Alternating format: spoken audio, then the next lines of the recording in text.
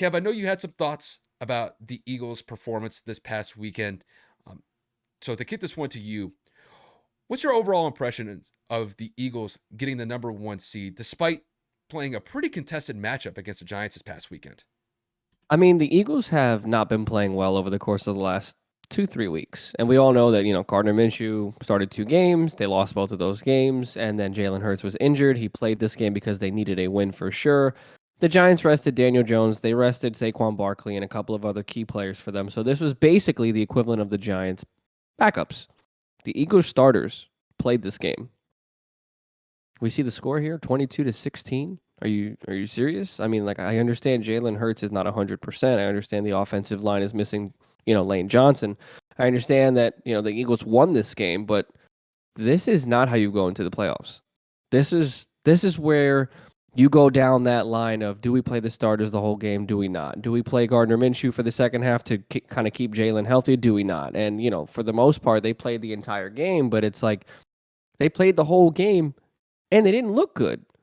And then, they weren't trying too hard. They didn't want to risk injury. They didn't want to extend plays. I don't know about you. I don't know what games you guys were watching, but Boston Scott was running for his life. Miles Sanders was running for his life. Like A.J. Brown was getting visibly frustrated on the sidelines when he was missing, catches and when Jalen was missing him because 2 weeks off and throwing shoulders hurt. Excuse me. I think I'm coming down with a cold, so be clear in my throat the majority of this episode, and I apologize in advance. But yeah, I did not see the ferocity in that offense. Now, albeit the defense did what it needed to do outside of that Kenny Golladay miracle touchdown in that fourth quarter when Darius Slay was draped all over him. And they held the Giants for the majority of this game all to field goals. And, they were able to sack the quarterback. They were able to pressure him, running the ball. They weren't really able to do much until kind of later in the second half where the Giants were kind of taking off a little bit more. They started to average a little bit higher in the yards per carry department.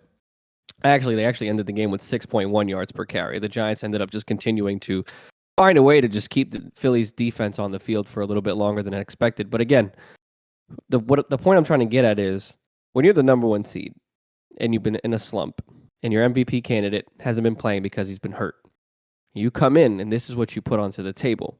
This is what your performance is going into the postseason. Albeit you have a bye, so you have time to heal and improve and get a good week of practice in, maybe 2 weeks.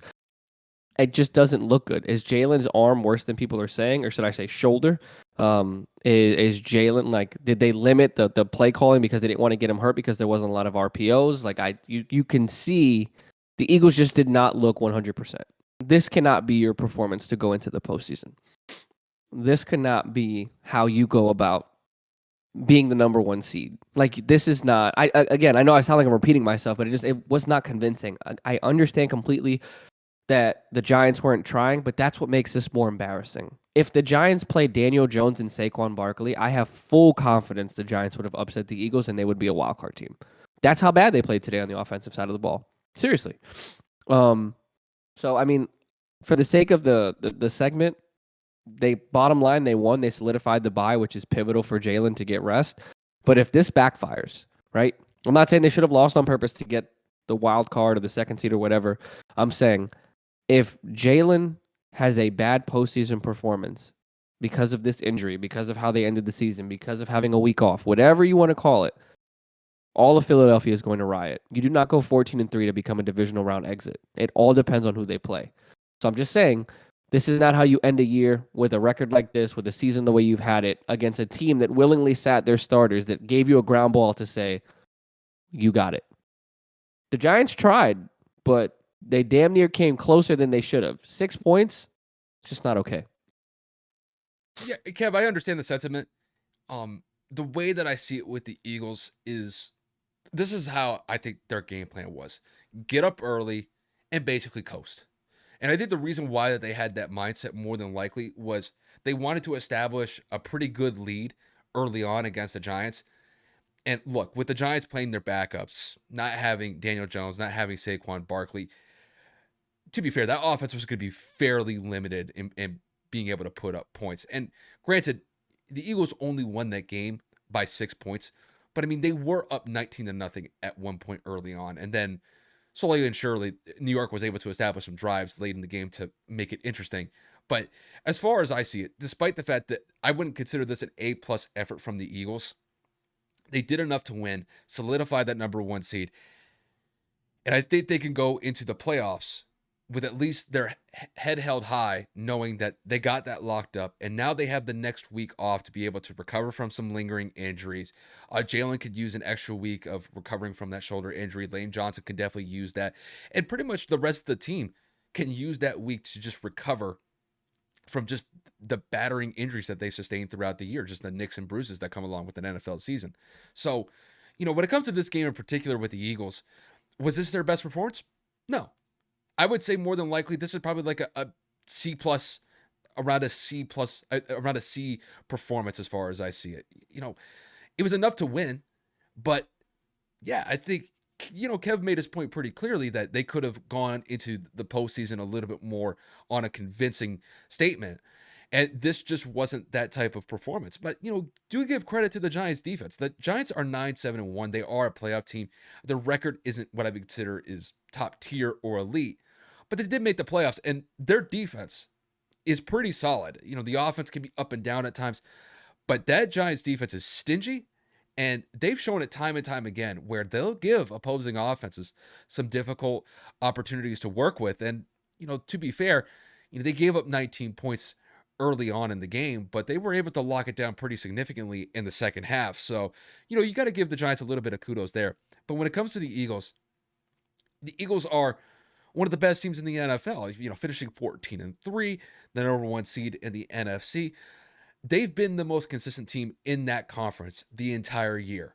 And I think that week off, being the number one seed is going to serve them pretty well, just so that everybody can recover from their injuries, like I already said.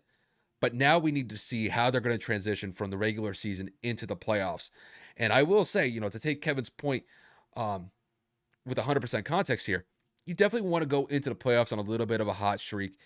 Just the injury that Jalen sustained a couple weeks ago that kept him out, that kind of threw that out the window just because uh, Gardner Minshew wasn't able to step in and get that team to continue to win games. But I think they'll be able to kind of recalibrate in that week off. And then whoever they play in the first round, not the first round, in the second round of the playoffs in that NFC divisional round, I think they'll be ready to go. They're going to have a home game. I know those Philly fans, they're going to be fired up. They're going to be ready to go.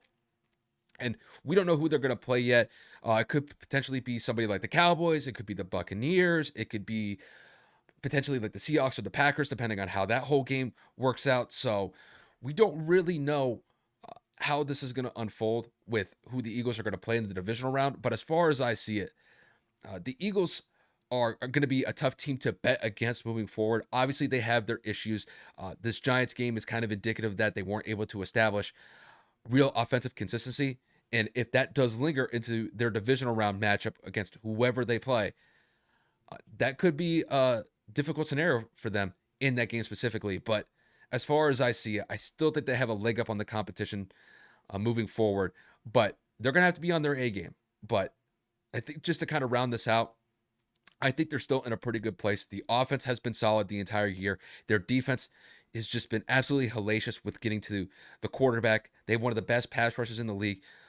They're holding teams consistently in teen digit numbers. Sometimes they'll give up maybe 20, 25 points, but all things considered, I think the Eagles are still one of the better teams in the NFL, and they're a team not to be trifled with as far as I see it. So, not the best performance against the Giants, but still were able to do what they needed to get done, get that number one seed, get that bye, and now they can recover before the NFC divisional round. I think they accomplished those goals today, albeit not in convincing fashion, but they got what they needed to get done. And that's the most important thing as far as I see it.